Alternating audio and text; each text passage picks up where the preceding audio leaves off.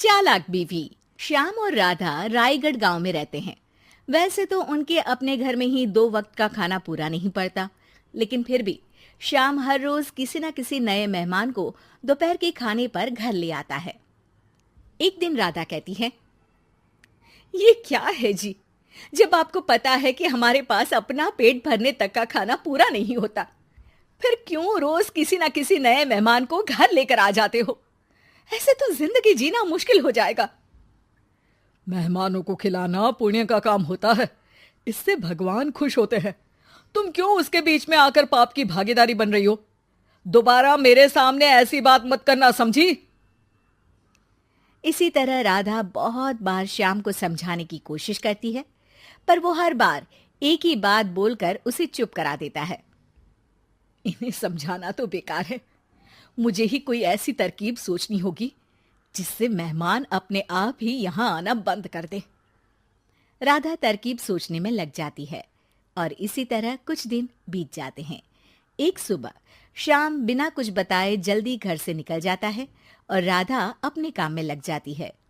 कुछ घंटों बाद श्याम अपने एक दोस्त के साथ घर वापस आता है।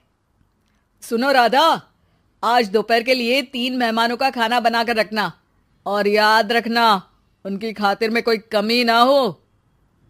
श्याम की बात पर राधा हैरानी से उसकी तरफ देखने लगती है, लेकिन दोस्त के साथ होने की वजह से कुछ बोल नहीं पाती। घर में तो ठीक तरह से 2 लोगों के खाने लायक तक दाल चावल नहीं है, और इन्हें मेहमान बुलाने हैं। बस अपना अपना बोलते हैं, दूसरे की तो कभी सुननी ही नहीं है। क्या करूं मैं? राधा क्या करूं क्या नहीं की उलझन में फंसी ही होती है कि उसके दिमाग में एक तरकीब आती है, जिस पर वो श्याम और उसके दोस्त के घर से बाहर जाते ही रसोई में से सिलबट्टा निकाल कर लाती है। अब मुझे मेरे ये साथी ही इस मुश्किल से बाहर निकालेंगे। राधा सिलबट्टे पर रोली, चावल और हल्दी डालकर उसे मेहमानों के बैठने की जगह पर ले जाकर रख देती है।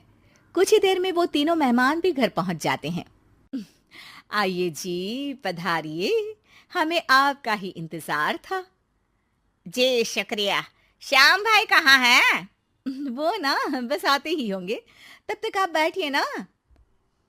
जैसे ही वो तीनों अपनी जगह पर बैठते हैं तो सामने पूजा किए सिलबट्टे को रखा देख असमंजस में पड़ जाते हैं।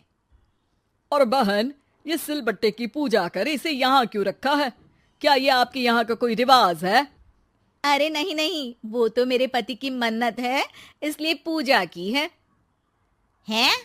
सिलबट्टे पर कैसी मन्नत? मेरे पति ने मन्नत ली है कि वो अपने मेहमानों को खाना परोसने से पहले इस सिलबट्टे से 3 बार उनके सिर पर मारेंगे।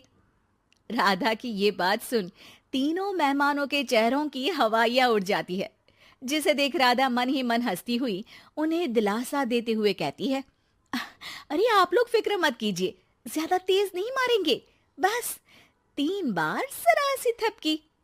और ये सुनते ही तीनों मेहमान डर से कांपते हुए तुरंत अपनी जगह से उठ खड़े होते हैं। अरे अरे, आप सब उठ क्यों गए? मेरे पति बस आते ही होंगे, फिर सब साथ में खाना खाइएगा। अरे जी नहीं, हमें कुछ नहीं खाना। ये कहकर तीनों मेहमान बिना एक पल की और देरी किए घर से बाहर भाग जाते हैं, जिन्हें जाते हुए घर के अंदर आता श्याम देख लेता है। अरे वाह राधा, उन तीनों मेहमानों ने तो बड़ी जल्दी खाना खा लिया। नहीं ना, बिना खाए ही चले गए। अरे वो क्यों?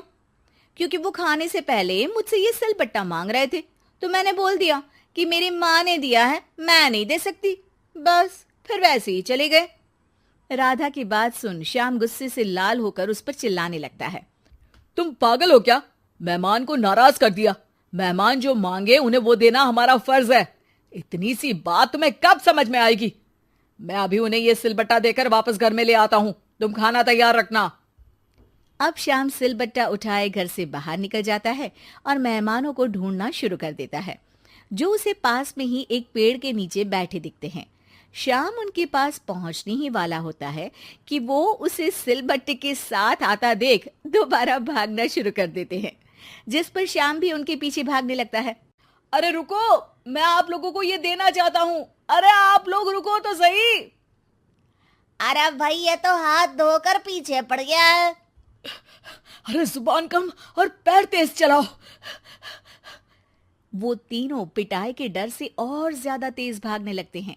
इसी तरह तीनों मेहमान आगे आगे और श्याम सिलबट्टे के साथ उनके पीछे पीछे पूरे गांव में घूमते हैं, जिससे धीरे धीरे गांव में ये खबर फैल जाती है कि श्याम दयालु और उदार इंसान तो है, लेकिन अब से वो किसी की भी मेहमान नवाजी से पहले सिलबट्टे से 3 बार उसके सिर पर मारेगा, जिसके प्रभाव से अब लोग उसके घर खाने पर आना बंद कर देते हैं।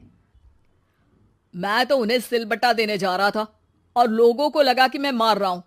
कितना बड़ा बेवकूफ हूं। अब मेरी ही वजह से कोई यहां खाने पर आने के लिए तैयार नहीं है।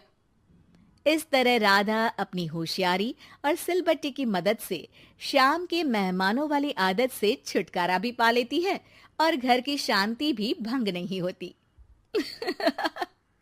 जरूरी नहीं कि हर जंग हथियार से ही लड़ी जाए। कुछ के लिए सिर्फ दिमागी चाल ही काफी होती है, और अगर शांति के साथ अच्छे से दिमाग लगाकर सोचा जाए तो मुश्किल से मुश्किल समस्या का समाधान मिल ही जाता है।